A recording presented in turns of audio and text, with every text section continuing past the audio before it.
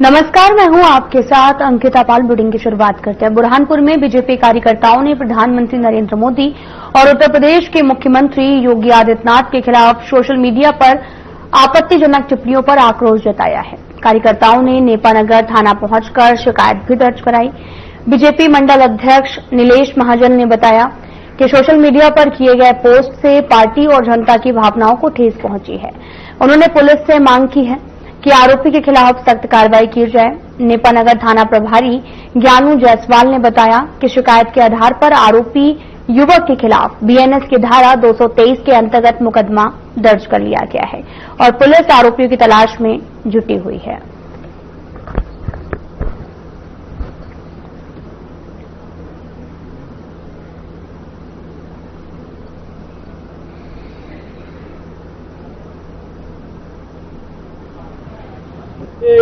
Social media के माध्यम से कोई नेवरी देवरी का व्यक्ति है, महमूद पठान नाम है उसका।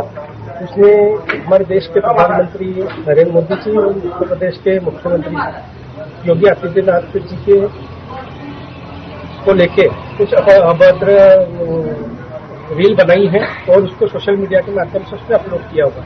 सोशल मीडिया पर योगी जी और मोदी जी के नाम से उनके फोटो एडिट कर एक अश्लील फोटो डाली गई है, जिसमें नीलेश महाजन जी के द्वारा और पार्टी के कार्यकर्ताओं के द्वारा एक आवेदन प्राप्त हुआ, जिस पर हमारे द्वारा 223 बीएनएस एफआईआर की जा रही है।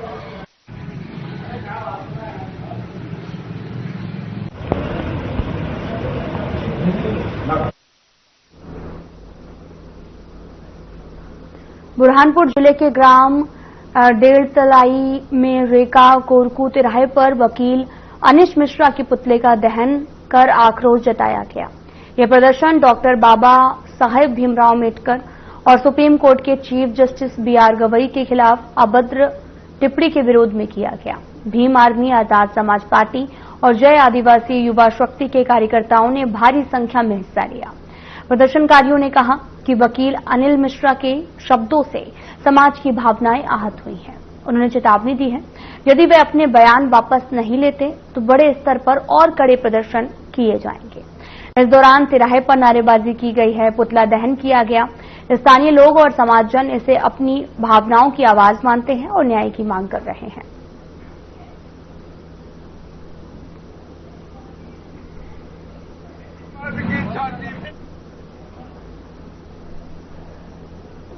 तो तस्वीरें आपको दिखा रहे हैं जो कि बुरहानपुर से हैं, जहां वकील के विरोध में प्रदर्शन किया है। तस्वीरें लगातार आपको दिखा रहे हैं जहां पर आगजनी की वारदात को अंजाम दिया गया। चीफ जस्टिस के अपमान का लगातार ये विरोध किया जा रहा है। आजाद समाज पार्टी के कार्यकर्ता भी इसमें शामिल हुए हैं और ये आंदोलन जगह जगह देखने को मिला और इसका विरोध लगातार देखने को मिल रहा, जहां पर आगजनी और नारेबाजी से लोग अपना गुस्सा व्यक्त कर रहे हैं।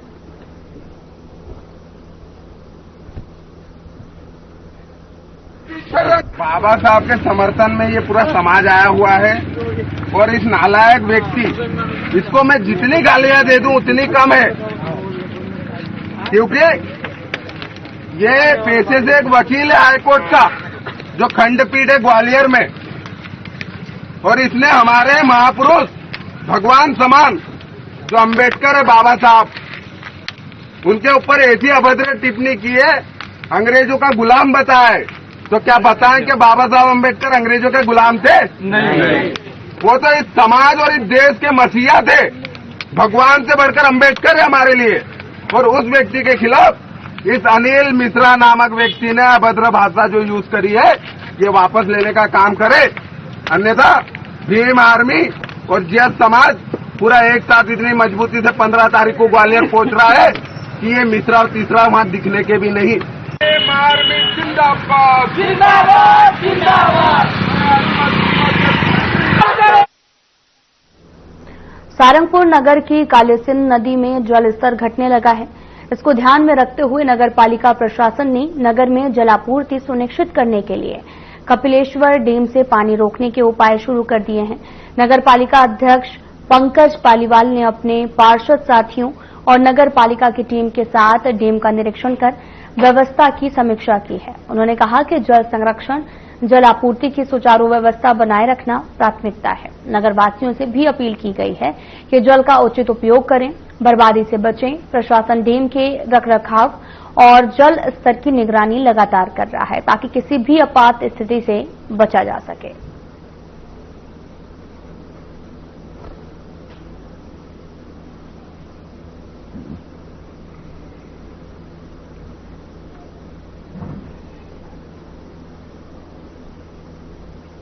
इंदौर नगर निगम परिषद के सम्मेलन में आज जमकर हंगामा हुआ। महापौर पुण्यमित्र भार्गव ने पार्षद अनवर कादरी उर्फ डकैत को उनके पद से हटाने का प्रस्ताव रखा। बीजेपी पार्षदों ने इसका समर्थन किया है, लेकिन कांग्रेस पार्षद शहर के अन्य मुद्दों जैसे सड़कें, गड्ढे, निगम के भ्रष्टाचार पर चर्चा करना चाहते थे।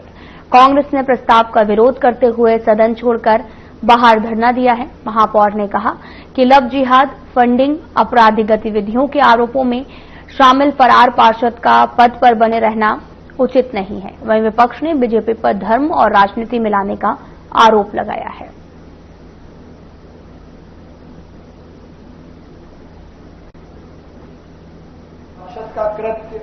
आज की नगर निगम इंदौर की परिषद ने बहुत ही ऐतिहासिक निर्णय लिए हैं।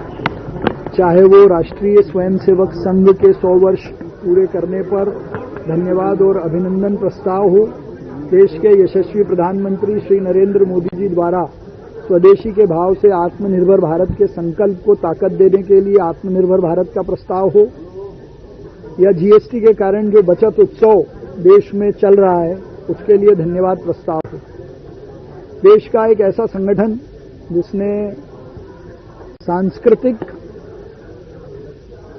और राष्ट्रीय एकता के भाव से लोगों के पुनर्निर्माण और राष्ट्र पुनर्निर्माण का संकल्प लेकर व्यक्ति निर्माण का काम किया और आने वाले हजारों सालों तक पीढ़ियों को राष्ट्रपतन के भाव से तैयार करने का काम किया। ऐसे राष्ट्रीय स्वयंसेवक संघ का नगर निगम की गुंडागर्दी नहीं चलेगी। परसिया के कुल आंचल में लगातार किडनी फेल होने के कारण कई मासूमों की मौत हुई है। इस दौरान कुछ गरीब परिवारों ने अपने बच्चों को बचाने के लिए अपने घर के ऑटो और जेवर तक बेच दिए हैं, लेकिन मासूमों की जान नहीं बचाई जा सकी। इस संदर्भ में मध्य प्रदेश के नेता प्रतिपक्ष उमंग सिहार के परसिया आगमन पर उन्होंने पीड़ित यास्मीन के घर जाकर उनकी कठिन परिस्थितियों को जाना और बेचा गया ऑटो वापस यास्मीन को दिलाया। साथ ही उन्हें रोजगार उपलब्ध कराया जिससे वे अपने परिवार का पालन पोषण कर सकें। यास्मीन और उनके परिवार ने सहयोग को सराहते हुए उमंग सिहार और कांग्रेस पार्टी का धन्यवाद किया है।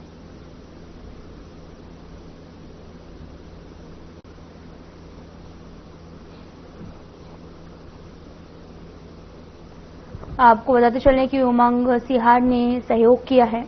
दरअसल परिवार ने उनका धन्यवाद भी किया है। बेटा काफी टाइम से बीमार था, जिसके इलाज के लिए उन्होंने अपना ऑटो तक बेच दिया और पीड़ित यास्मीन को अब ऑटो उनका वापस कराया गया और उमंग सिहार ने सहयोग दिया है।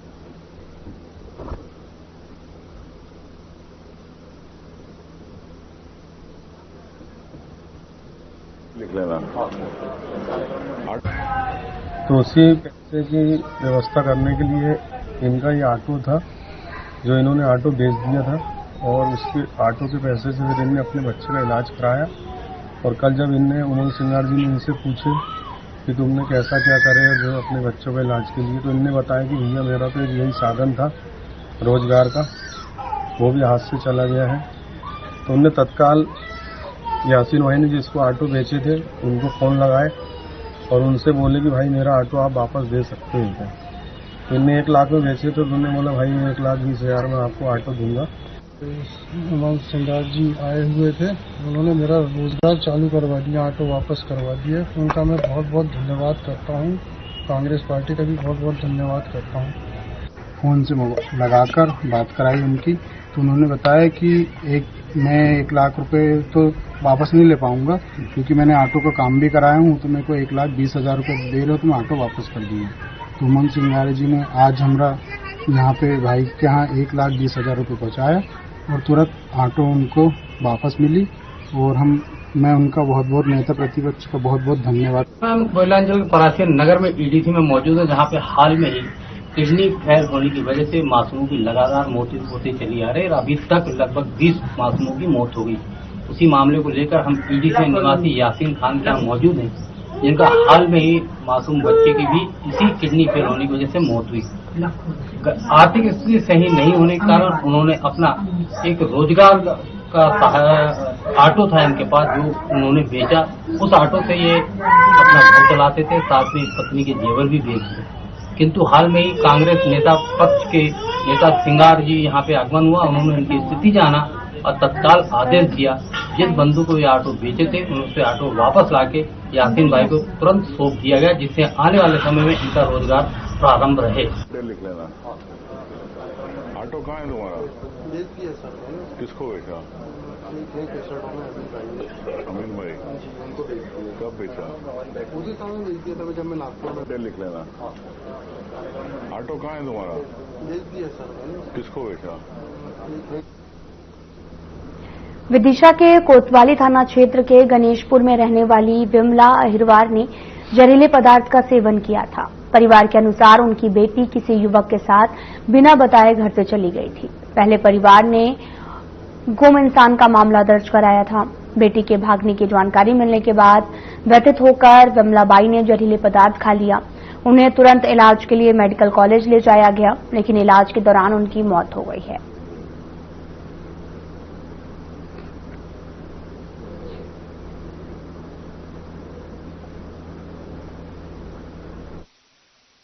विमला अहिरवार गणेशपुरा निवासी हैं, 45 वर्षीय। इनके द्वारा कल जहरीला पदार्थ खाने से इनकी अस्पताल में मृत्यु हो गई। इनके द्वारा उसी दिन अपनी बेटी की गुम होने की सूचना दर्ज कराई थी, जो बाद में जानकारी मिली कि उनके द्वारा ही, परिजनों के द्वारा, कि ये किसी एक अंतर जातीय व्यक्ति लड़के के साथ चली गई हैं और उसी बात को लेकर व्यथित होकर उनके द्वारा ये कदम उठाया।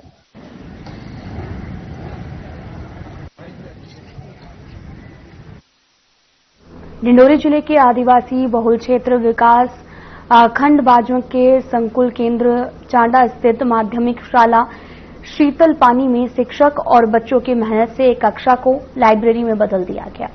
इस कक्षा में लगभग 300 पुस्तकें उपलब्ध हैं, जिनमें महापुरुष, स्वतंत्रता सेनानी, चित्रकला, चुटकुले, जनरल नॉलेज, लेखक और कहानीकार की किताबें शामिल हैं।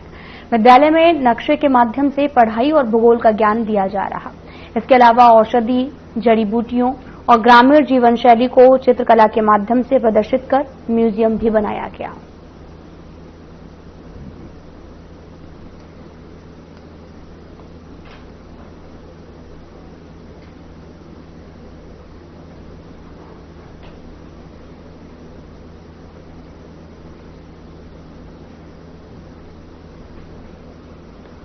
और नवीन माध्यमिक शाला शीतल पानी में पदस्थ हूँ। ये लाइब्रेरी के लिए आया था बनाने के लिए, तो मैंने दिमाग लगाया और सर ने भी लगाया, हमारे जो प्रिंसिपल सर हैं, और सबका सहयोग रहा।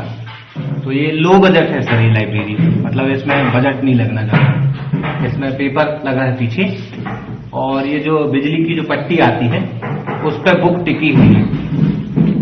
तो ये बहुत ही लो बजट लाइब्रेरी है, इसमें ज्यादा खर्चा नहीं आता। लगभग कितनी पुस्तकें आपने संग्रह की हैं? लगभग 300 करीब होंगी सर। और इस पुस्तकों के बारे में बच्चों को भी आप बताते हैं। Closer cooperation between us contributes to your national development as well as regional stability and resilience. To enhance that, I am pleased to announce today the upgrading of India's technical mission in Kabul to the status of embassy. Once again, Excellency, a very, very warm welcome, and रहे हैं।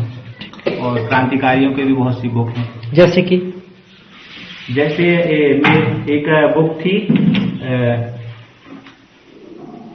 अब्दुल हमीद की, जो शहीद हो गए, उनकी book थी एक। बहुत सी बुक हैं सर, कहानियों की भी हैं, बहुत सी बुक हैं। फिलहाल यहां रुकते हैं एक छोटे से ब्रेक के लिए।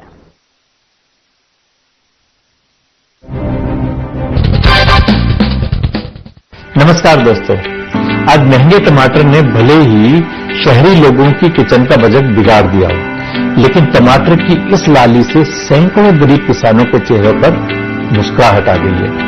पुणे के किसान ईश्वर गायकर को मई में टमाटर की कीमतों में भारी गिरावट के कारण बड़ी मात्रा में टमाटर नष्ट करने पड़े थे, लेकिन फिर भी वो असफलता से विचलित नहीं हुए और बिना डरे उन्होंने अपने 12 एकड़ के खेत में टमाटर की खेती करना जारी रखा। अब टमाटर की आसमान छूती कीमतों के बीच किसान गायकर की कड़ी मेहनत ने शानदार परिणाम दिया है। इससे वो करोड़पति बन गया। उन्होंने दावा किया है कि 11 जून से 18 जुलाई के बीच अपनी फसल बेचकर 3 करोड़ रुपए उसने कमाए हैं। इस साल भी 12 एकड़ लगाया और उससे वो 12 एकड़ में मेरा अभी तक 17,000 कैरेट का है और वो कैरेट को 770 से लेके 2311 तक भाव मिला है अभी तक। भगवान के दरबार में दे रहे लेकिन अंदर नहीं। गायकर और टमाटर की कहानी बिल्कुल वैसी है जैसे एक बार एक किसान की सबसे ज्यादा दूध देने वाली गाय गहरी खाई में गिर गई। उसने लाख कोशिश की लेकिन गाय को खाई से बाहर निकालने में असफल रहा। आखिरकार उसने उसे जिंदा दफनाने का फैसला किया और गाय पर मिट्टी डालनी शुरू कर दी। गाय जैसे ही अपने ऊपर मिट्टी के बोझ को महसूस करती वो उसे झटककर उस पर पांव रख देती है। किसान ने ये सब देखकर बड़ी हैरानी महसूस की और उस गाय को बचाने का उसको आइडिया मिल गया। किसान बार बार गाय पर मिट्टी डालता और गाय भी बार बार मिट्टी को झटककर उसके ऊपर आ जाती है। आखिरकार वो घड़ी आ गई जब खाई में मिट्टी भर गई और गाय पूरी तरह से समतल जगह पर आ गई। इसे देखकर किसान बड़ा खुश हुआ क्योंकि उसी गाय के दूध को बेचकर वो अपना घर चलाता था। दोस्तों, ये जीवन है, इसमें मुसीबतें, समस्याएं, स्ट्रगल, ऑब्स्टेकल्स ये सब आए दिन आती ही रहेंगी। जरूरत इस बात की है कि हम उनसे मुंह मोड़ने की बजाय ईश्वर पर यकीन रखें, पुरुषार्थ करते रहें और डट कर परिस्थितियों का मुकाबला करते रहें। किसी ने ठीक ही कहा है, कोशिश के कदम हर बार बहुत भारी रखो। कोशिश के कदम हर बार बहुत भारी रखो, जब तक जीत न जाओ तब तक कोशिशें जारी रखो। नमस्कार।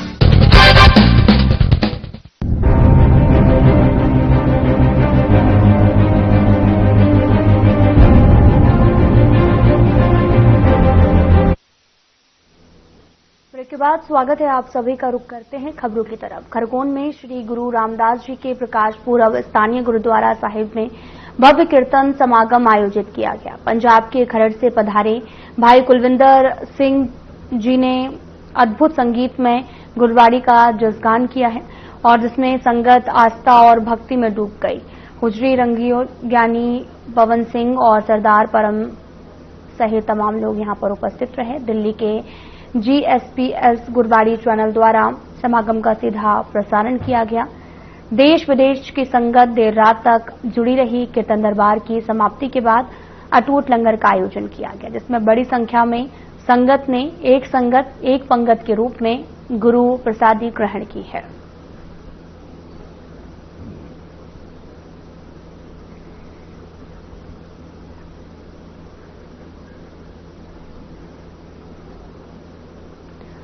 सुहागपुर पुलिस ने इस करवा चौथ के मौके पर सभी मातृशक्ति से अपील की है कि वे यातायात जागरूकता अभियान के तहत इस करवा चौथ अपने पति की लंबी उम्र, सुख और वैभव संपन्नता के 3 अतिरिक्त वचन चंद दर्शन के पूर्व जरूर लें। पहला, शराब पीकर वाहन नहीं चलाएं। दूसरा, 4 पहिया वाहन चलाते समय सीट बेल्ट का प्रयोग करेंगे। तीसरा और सबसे महत्वपूर्ण, मोटरसाइकिल चलाते समय हेलमेट का उपयोग जरूर करें। ये 3 वचन मिलने के बाद ही पानी पिएं, जिससे सुरक्षा का भाव रहेगा। स्वयं की सुरक्षा सर्वोपरि है।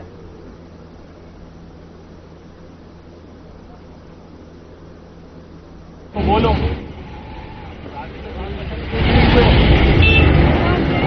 यातायात जागरूकता अभियान के तहत यातायात के नियमों का पालन न करने वालों के खिलाफ में समन शुल्क की कार्रवाई की जा रही है। लोग यातायात के नियमों का पालन करें, दो पहिया वाहन चलाते समय हेलमेट पहने, चार पहिया वाहन चलाते समय सीट बेल्ट एवं शराब पीकर वाहन को बिल्कुल भी न चलावें। इस करवा चौथ में यदि आप खरीदी करने जा रहे हैं तो अपना हेलमेट जरूर अपने साथ में लेकर जाएं। सुहागपुर में राष्ट्रीय साइबर सुरक्षा जागरूकता माह के तहत लोगों को ऑनलाइन धोखाधड़ी और साइबर सुरक्षा के प्रति जागरूक किया जा रहा। पुलिस ने चेतावनी दी है कि ऑनलाइन जॉब स्कैम और किसी अन्य फ्रॉड की स्थिति में तुरंत सूचना दें। त्योहारों के सीजन में कई कंपनियां ऑनलाइन शॉपिंग और आकर्षक स्कीम पेश करती हैं, जिससे लोग धोखाधड़ी का शिकार हो सकते हैं। सतर्कता बेहद जरूरी है। अपनी व्यक्तिगत जानकारी किसी के साथ साझा न करें, किसी को ओटीपी न दें, केवल विश्वसनीय वेबसाइट या ऐप से ही खरीदारी करें। पुलिस और साइबर एक्सपर्ट्स की सलाह है कि ऑनलाइन लेन देन करते समय सावधानी बरतें और संदिग्ध लिंक या फिर कॉल से बचें।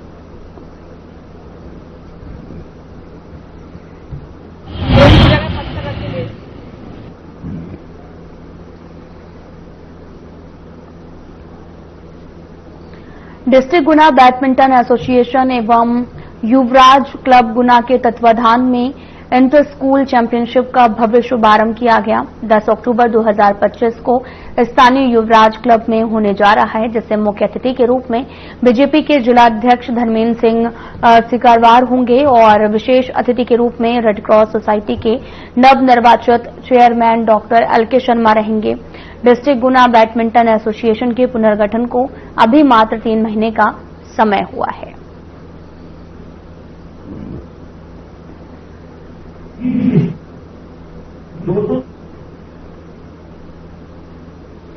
10 अक्टूबर को शुभारंभ होना है और साथ ही आपको यह भी बताते चले कि इंटर स्कूल चैंपियनशिप का शुभारंभ यहां पर किया जाएगा। तस्वीरें आपको दिखा रहे हैं जो कि गुना से हैं, जहां पर प्रेस कॉन्फ्रेंस करके इस पूरे मामले की जानकारी दी गई और कहा गया है कि 10 अक्टूबर को इसका शुभारंभ किया जाएगा।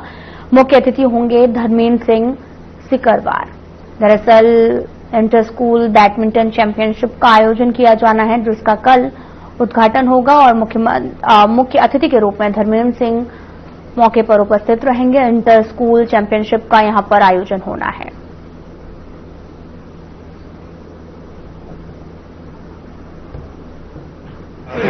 युवराज क्लब के तत्वाधान में एक 3 दिवसीय 10, 11, 12 अक्टूबर को इंटर स्कूल चैंपियनशिप का आयोजन, बैडमिंटन चैंपियनशिप का आयोजन किया गया है, जिसमें 20-25 स्कूलों के करीब 250 बच्चे सहभागिता कर रहे हैं। तो निश्चित ही ये एक सराहनीय प्रयास हमारी बैडमिंटन एसोसिएशन द्वारा किया जा रहा है। और यहाँ ये बताना भी उचित है कि अभी बैडमिंटन एसोसिएशन के पुनर्गठन को मात्र 3 माह हुए।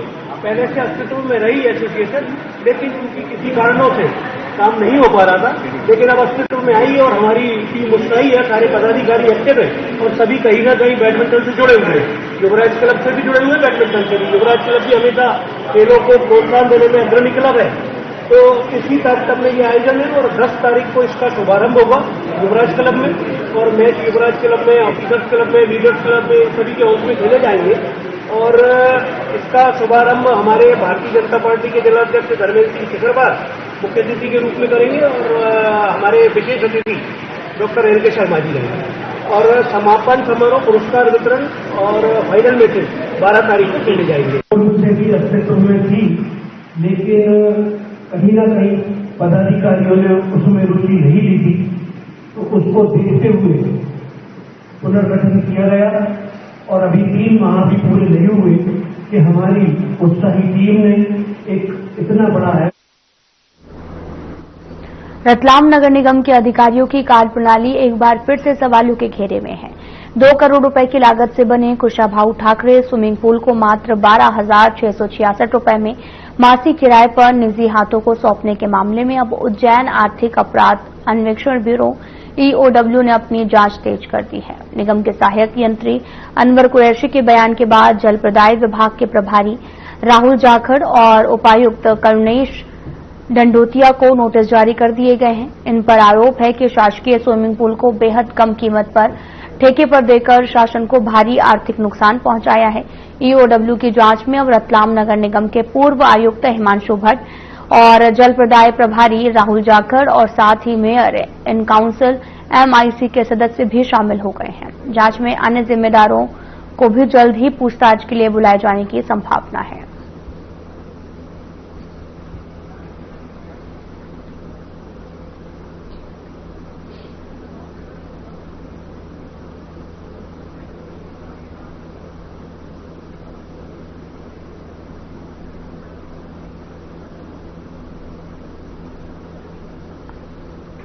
आपको पता चले कि नगर निगम की कार्यप्रणाली पर सवाल उठे हैं और साथ ही कुशाभाई नगर निगम की कार्यप्रणाली पर लगातार सवाल खड़े हो रहे हैं। रतलाम में कुशाभाई ठाकरे नगर पालिका निगम के द्वारा यहां पर ईओडब्ल्यू की जांच में तमाम तरह के नए खुलासे किए गए हैं। फिलहाल बुलेटिन में इतना ही। नमस्कार।